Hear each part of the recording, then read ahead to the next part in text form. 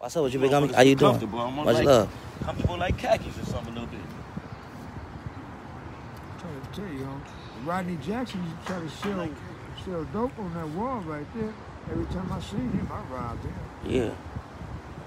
Snatch his whole pocket off. And your actions was to detriment to the whole community. No, back in them days you had to pay rent. Nah, you don't do your people like that. I said back in them days. If they influential to the economic system of the community, they're not to be touched. They're not to be fucked with. They were doing the same shit I was doing. They couldn't have been doing what you was doing because these niggas was balling.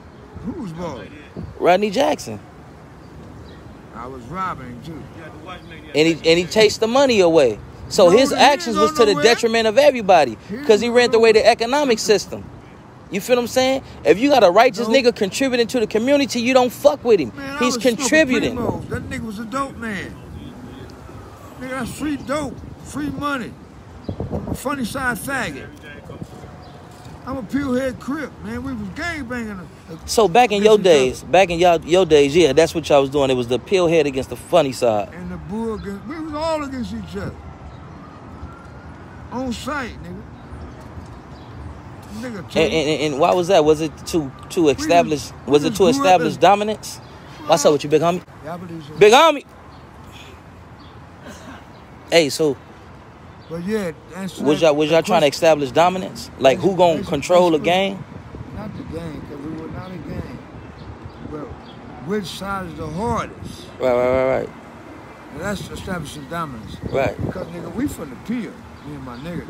And you from the Peel too, I heard? He ain't from the Peel. He grew up on the Peel. I grew up on the Peel a little bit. But you from the what side? He from the Bull. He born and raised on the Bull. That's where he did all his fighting at when he was a kid. Yeah. So was he the only Bull side youngster that was allowed on the Peel? He grew up there. Look, when you was coming up, right? Was it still the Bull side versus the Peel head rivalry, or had that kind of like died down? That was gone. It was all about PJ. Right. Plain and simple. If motherfuckers thought they was coming in, pop all over on that side. Yeah. That's my big homie right there.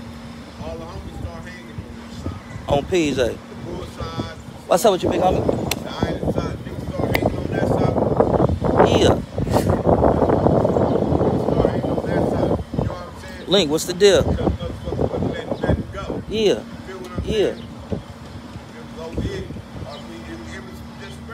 Right. Right.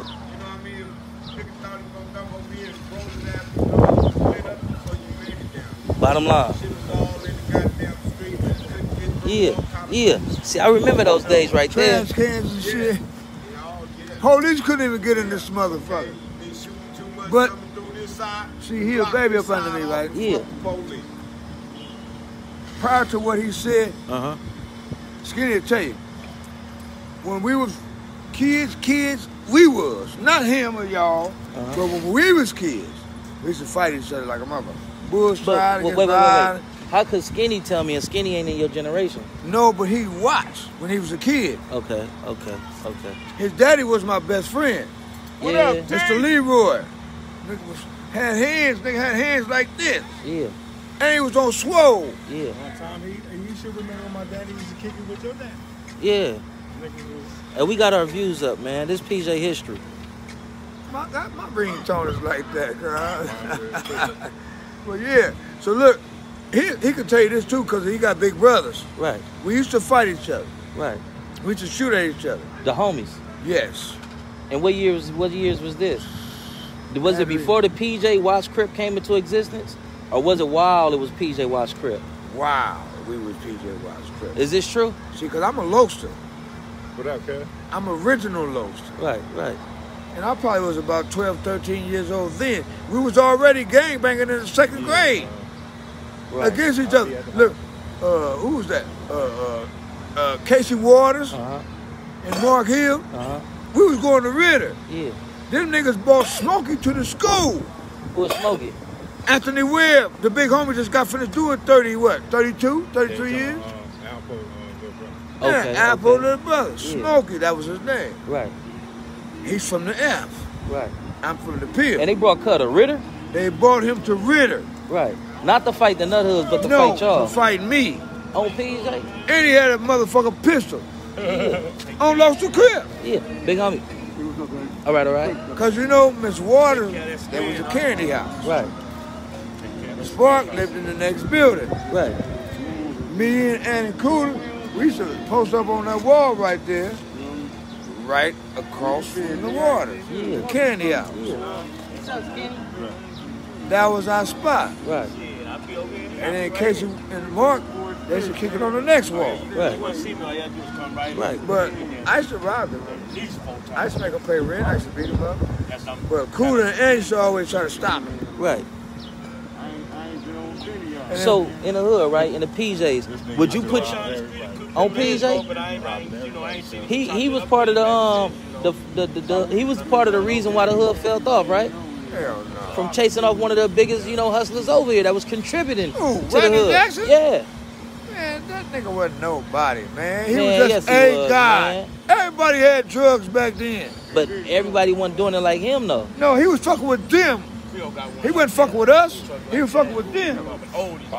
He gave them all the dope. Cuz had that much money. Yeah, cuz had paper. Yeah. But he wasn't looking But out this for is my us. first time hearing that, though. He was looking out for them. He was getting it from Cuz, so he was fucking with everybody. Yeah. But I never heard that cuz was showing favoritism between the homies and them niggas. The thing that they said it was about cuz, the homies was robbing cuz and trying to bully him. You feel what I'm saying? They ran cuz away from the hood. And you was a part of that. No, I ran him away from the project because he was with that bullshit. And what bullshit was he with? Favoritism. Between the homies and them niggas. Yeah, man, look. Remember that motherfucker, a skinny nigga named Fat? Big Daddy, some old shit? He bought him a motherfucking car with Louis Vuitton, all that old shit. Low rider, hidden switch. He didn't buy nobody over here nothing. Only the motherfuckers he was scared of. And who was he scared of? All us G's. He was scared of TV too. Because back in them days, look, man, it was like this.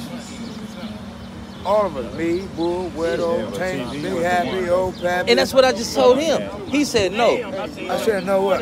Basically, sent motherfuckers on their way. When I was just talking about TV. They probably started it. Right. But TV was a leader over here. The real extorter, though, like. Yeah. Right. Well, see, If he TV didn't get didn't no money, extort you gotta motherfuckers go. over here. No, he'll take somebody on. On PJ? Over here, that's how he would. TV was, bro. But Nah, anywhere but else, no, they say TV was doing that shit everywhere. anywhere else, he did his own thing. Man, they said thank you. With him. Fuck Thank you you. talking about they say. Fuck what they say. I'm telling you. I All was right, here. Saying Tell that me. because, he was a young Anywhere nigga. else, that nigga was ruthless. Outside this motherfucker, he was ruthless. And that's That's what why I'm they saying. know. That he wasn't just doing that to the homies. Everywhere Cub went, Cub was sicking niggas on niggas if he wasn't couldn't even doing get it no to the paper homie. body. He wasn't doing it. But here's what he would do, just like he said. He wasn't even selling his own dope. He wasn't doing no stealing and that old shit. He sent the little homies on mission. Niggas that was influenceable, Right. like Whitey, motherfuckers like that, Big Motor. Yeah. Motherfuckers that was influenceable, he used to send them on missions. Right. And I didn't like that. Yeah, I thought he was fucking with his brother. George, Yeah, that's who Whitey supposed him to and came up under. George, he did come up under him But too. Whitey didn't come up under Tony Bogart. He came up under both of them. Oh yeah? Yeah, Okay. because he wasn't with George, he was with All the him. time he ended up, he wasn't like really fucking with none of them like that. Yeah. He was just a little inquisitive motherfucker. Inquisitive And once he got into the game, he didn't change. on PJ. If he was with Bo getting He down, got a mind just like his mom. Yeah. I mean, Yo, what's the deal, Eddie? Hey, look, check this out, Hard Hard. Make sure you stay tuned for part 2 and head over to Amazon and check out and purchase your copy of Infamous Courts, Stories from Out of Imperial Courts Housing Projects. They'll be blessed, and I'll see you back here for part 2.